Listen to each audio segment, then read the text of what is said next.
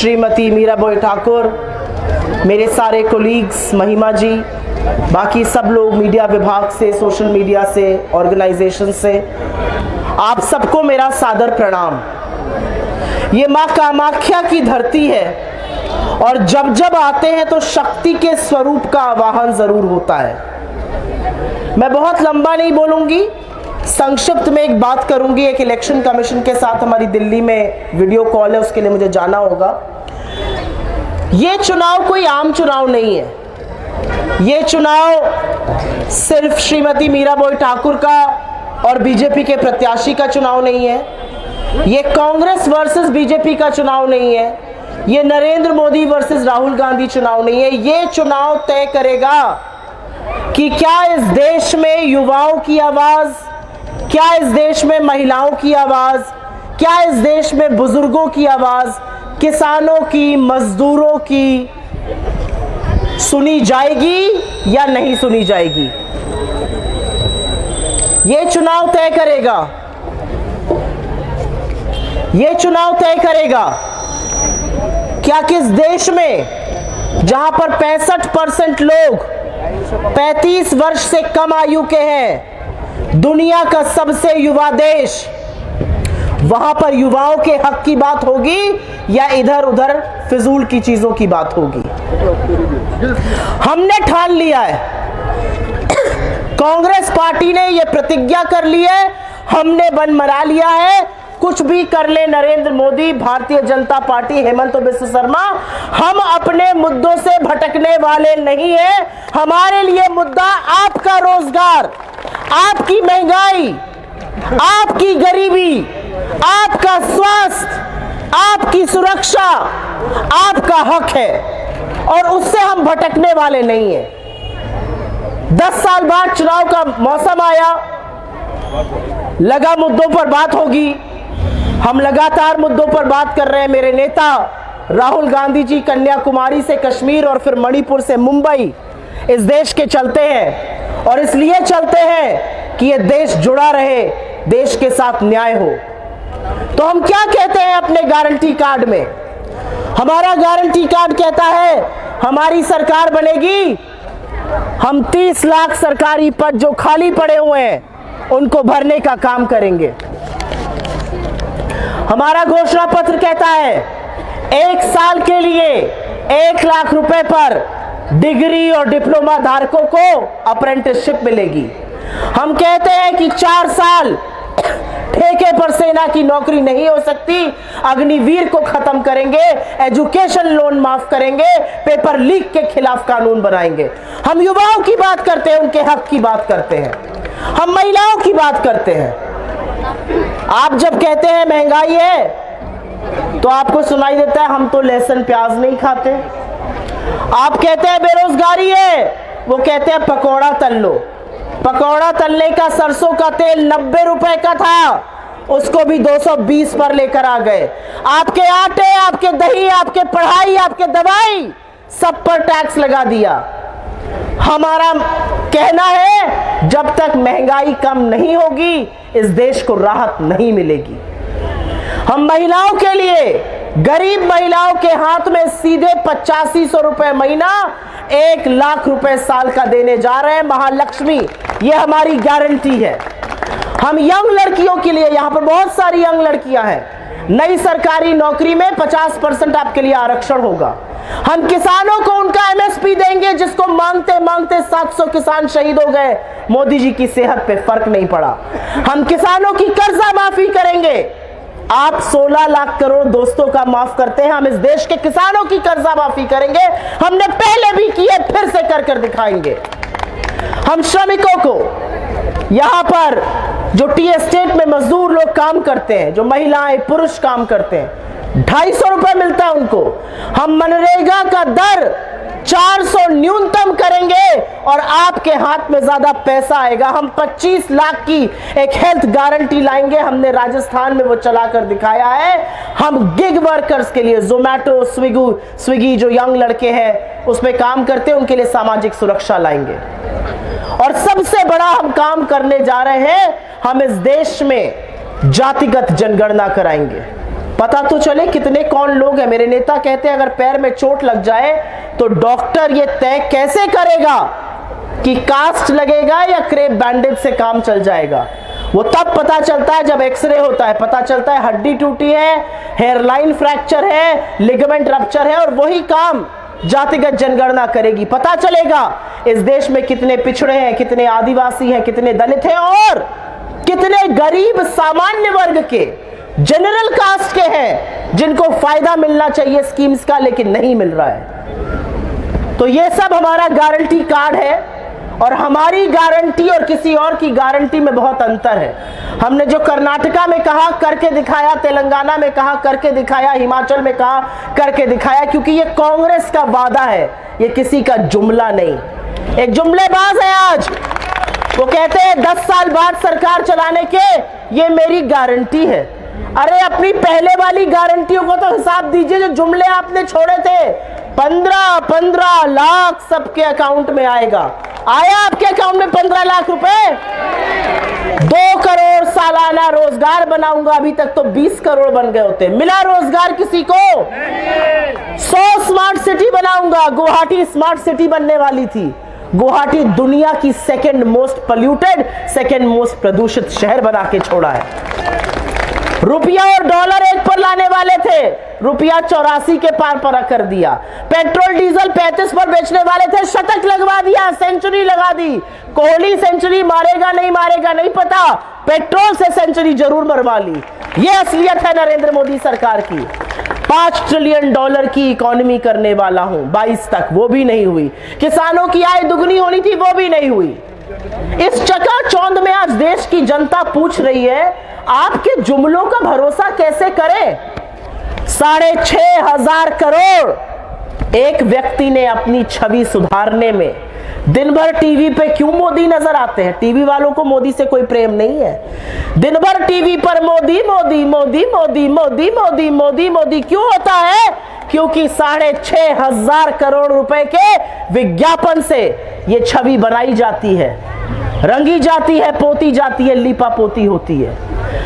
ये आपका पैसा है, ये आपके हक का पैसा है, ये आपके पास आना चाहिए।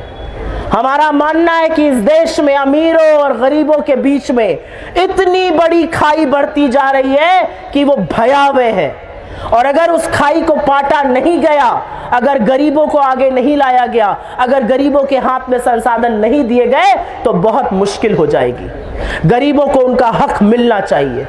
गरीबी अभिशाप नहीं है, गरीब होना कोई चाहता नहीं है। हर आदमी मेहनत करना चाहता है, मेहनत से रोजी रोटी खाना चाहता है। इस देश को इस कगार पर ले आए कि आज 5 करोड़ फ्री राशन को अपना अचीवमेंट बता रहे हैं आप। 5 करोड़ राशन देने वाले, रोजगार पर सवाल पूछ रही है जनता। राशन तो देना ही पड़ेगा, हमारे किसान उगाते, हमारे रोजगार की बात करो, उस पर कोई चर्चा नहीं है। और मैं 2 मिनट गुवाहाटी की बात जरूर करूंगी। आपके मुख्यमंत्री बड़े शौकीन तबीयत के आदमी हैं।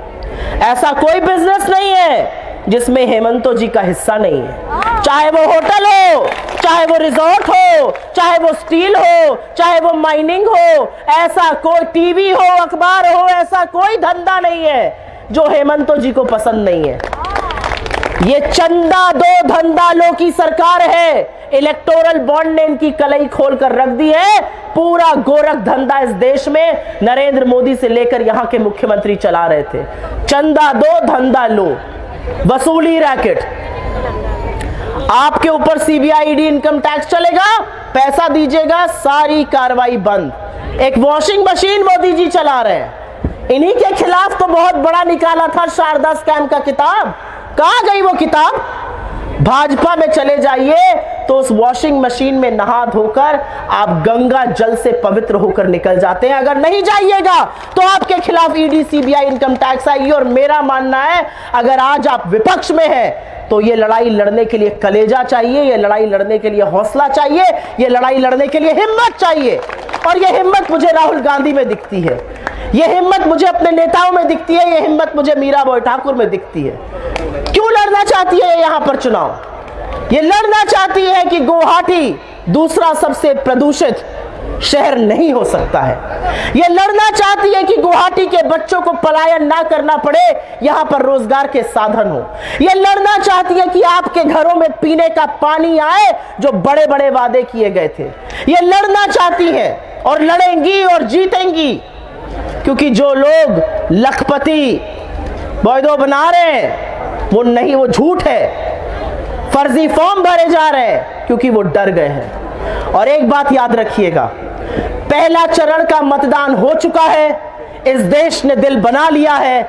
यह देश उठ खड़ा हुआ है 10 साल के अन्याय के खिलाफ, और मोदी जी की डगमग होती सरकार जाने वाली है। और इसीलिए वो हर तरह की उल जलूल बेकार की बेतुकी बयान देंगे, बेतुकी बातें करेंगे।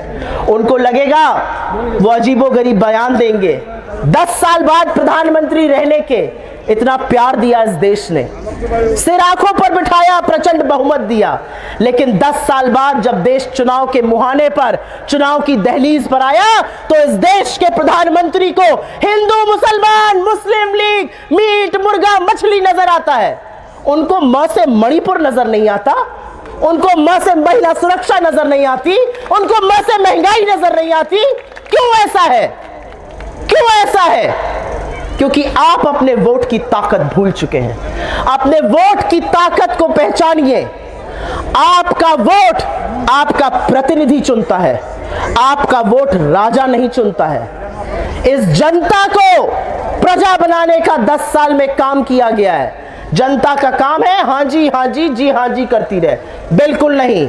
ये हिंदुस्तान की जागरूक जनता है, ये असम की क्रांतिकारी जनता है। यहीं से असम एजिटेशन शुरू हुआ था जहां पर आज हम खड़े हैं। और लीजिए शपथ और बनाइए मन कि जो लोग आपकी बात सदन में नहीं उठाते हैं, जो आपके बच्चों की रोजगार की बात नहीं करते हैं, जो आपकी महंगाई कम होने की बात नहीं करते हैं, जो आपकी गरीबी दूर करने की बात नहीं करते, उनको इस बार आप निकाल फेंकिएगा और ऐसे लोगों को लाइएगा जो आपके मन की बात करते हैं। ये देश थक गया है, ये देश परेशान है।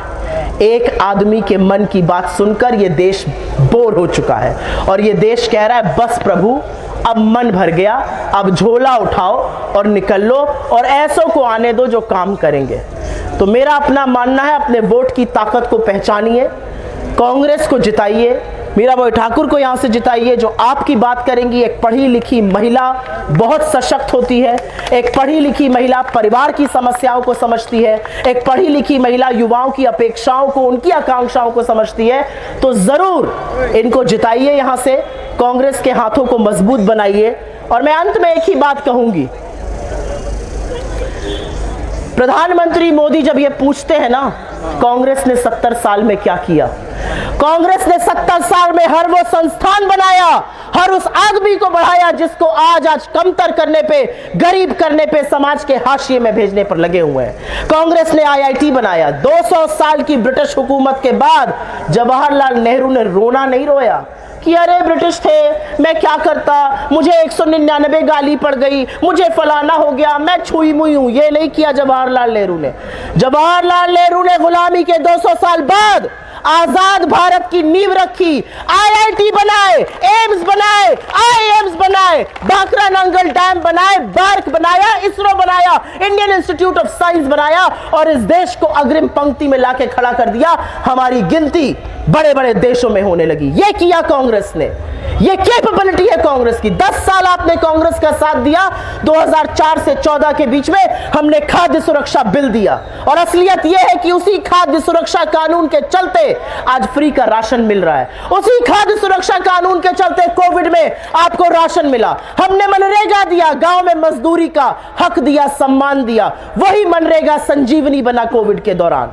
हमने इस देश को राइट टू एजुकेशन दिया, राइट टू इंफॉर्मेशन दिया। हमने हर वो काम किया जिससे ये देश एक पंक्ति में खड़ा हो सके, गरीबों और अमीरों के बीच की खाई मिट सके, अगड़ों और पिछड़ों के बीच की ये खाई मिट सके, आदिवासियों को उनका हक मिले, दलितों को उनका हक मिले। आज संविधान खतरे में है और संविधान का खतरा होना एक लाइन नहीं है। संविधान के खतरे में होने का मतलब है, अगर हम आप यहां पे खड़े होकर बात कर रहे हैं, अगर संविधान नहीं रहेगा तो हम यहां नहीं रह सकते।